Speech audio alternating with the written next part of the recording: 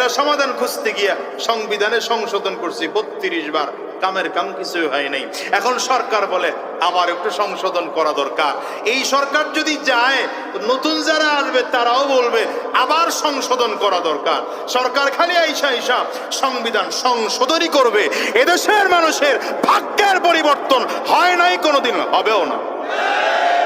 তবে বলি, যদি ভাগ্যের পরিবর্তন করতে চাও তাহলে সংবিধান সংশোধন নয়, কোরআনকে সংবিধানের জায়গায় বসাও। খোদার কসম করে বলি, এদেশে শান্তি আসতে বাধ্য।